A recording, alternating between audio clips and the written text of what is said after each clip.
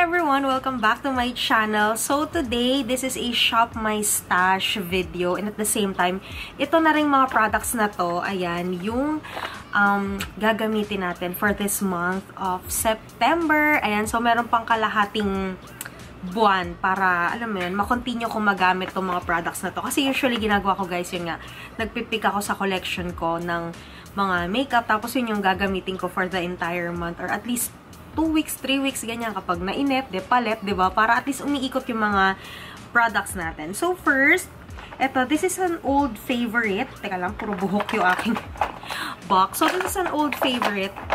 This is from BLK. This is the Skin Tint Sun Shield.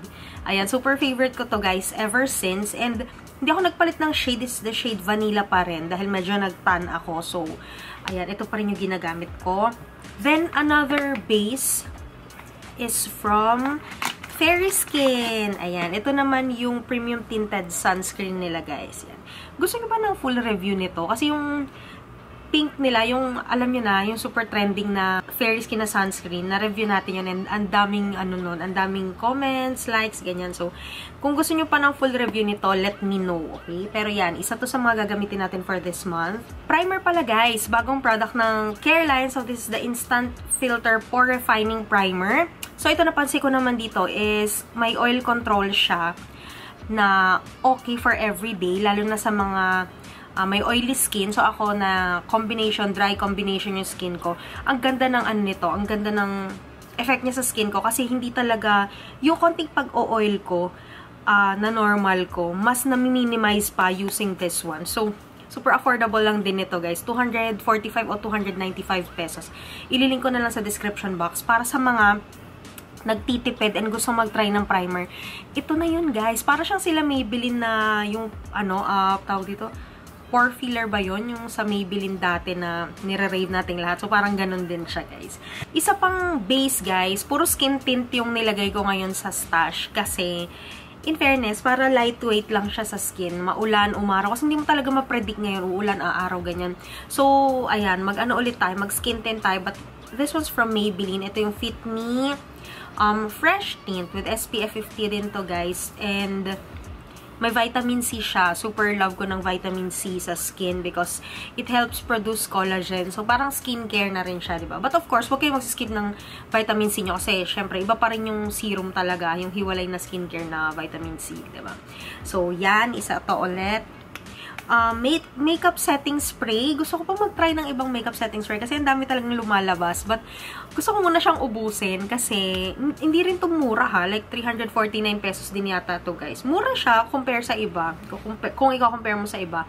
Pero, hindi naman siya yung kasing mura nila Dazzle Me, diba? So, kailangan nating ubusin to bago mag-purchase ng ibang setting spray.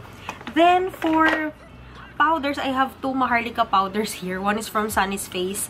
And I also have this Laura Mercier. Nakuha ko to ng sale.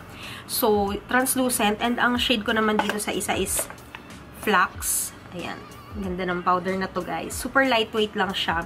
But, I think sa mga super duper oily na skin, dapat mas madalas kayong mag-retouch with this one. Because kahit ako nga na combination skin lang, medyo oil up din ako agad dito. But, so far, okay siyang everyday powder. So, yan. Again, ito yung dalawang pinagpapalit-palit ko lang, guys. Concealer naman, guys, wala na. Ito na talaga yung nanalo sa lahat ng concealer. As in, ito na yung gagamitin ko for the rest of my life until hindi ako makahanap ng tatalo dito, guys. This is from Easy & Co. I have 3 shades. Ito yung corrector ko. So, wala nang introduction na kailangan dito, guys. Kasi alam niyo naman kung gaano kaganda tong mga concealer na to from Easy & Co. As in, makaka-ano siya, compete siya sa mga high-end. For sure naman, merong mas maganda dito sa mga high-end. Pero, kung local lang naman for 349 pesos, diba? Or 399 yata siya ngayon. Mas nagmahal na. Why not? Ito na lang, diba? For blushes naman, I have 3 here. One is from Lucky Beauty. Wala lang, natuwa lang ako sa kanya. Sa itsura niya, sabi ko, sige, gamitin naman natin to.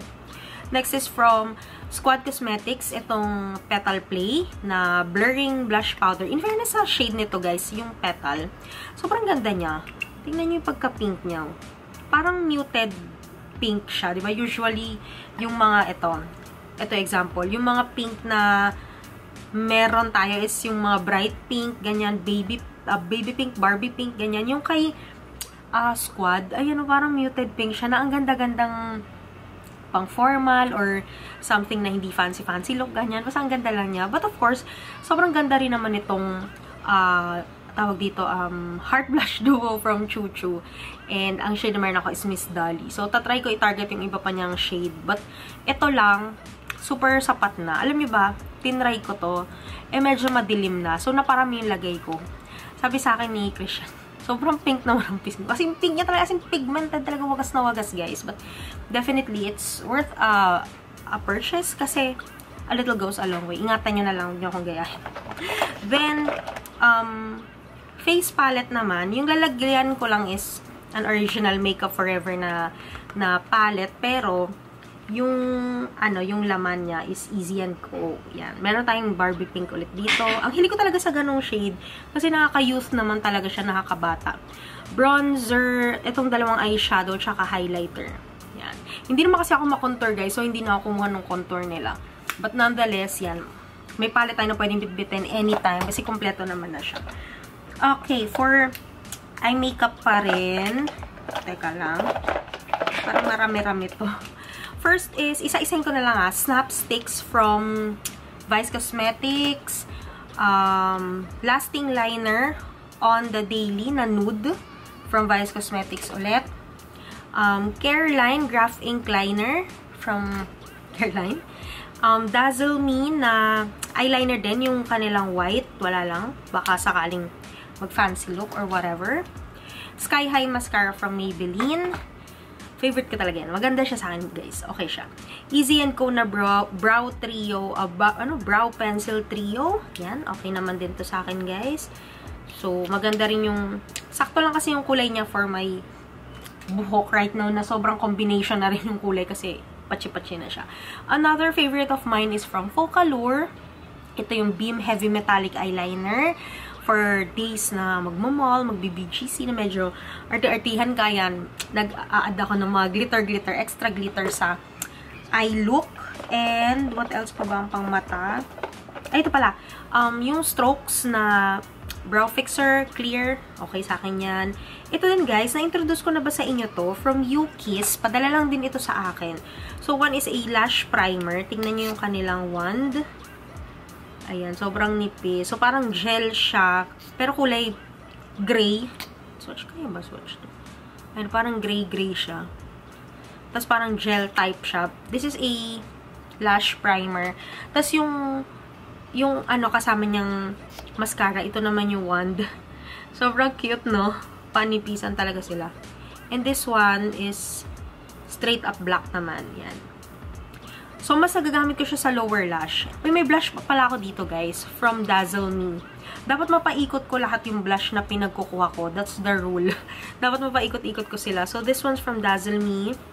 Heart Melt Creamy Liquid Balm. A blush pala yan. Then, lipsticks. Yan. From Dazzle Me ulit, yung Wonderful Lip Serum. Sobrang trending nito, guys. So, might as well. Bumili na rin, guys. Maganda talaga siya. Then, itong dalawang to, ang Rivals. For me lang naman na parang rival brand sila. Parang kasing, di ba, salitan lang yung launch. Tapos, parang pareho, palette. Parang DIY palette. Tapos yung mga lipstick nila, very identical din. So, yan. Sila na lang din yung gagamitin ko for this month. Hopefully, wag akong kumuha na ibang lip product. Sana ma-utilize ko talaga sila. One from Get Ready With Me and Easy & Co. So, yun lang lahat, guys. Wala nang laman yung aking box. Yan. So, recycled box lang to. From APR package. Ang ganda kasi ng kulay. Diyan din ako nagpipicture ng mga flat lay ko kasi ang cute niya. So, yun lang, guys. Thank you so much for watching. Kung papansin nyo, parang may sakit-sakit yung boses ko kasi sisipon ako. Ang gulo ng panahon lately. So, mag-ingat kayong lahat and mag-vitamins, mag-tubig. Ang hirap mag-film pag parang ngongo. Alam nyo. But yeah, all for the love for makeup. Yan. So, thank you again, guys, for watching. Nasa description box lahat ng links. Kayo na bahala magpabudol sa mga recommendations ko. And of course, I will see you on my next video. Bye!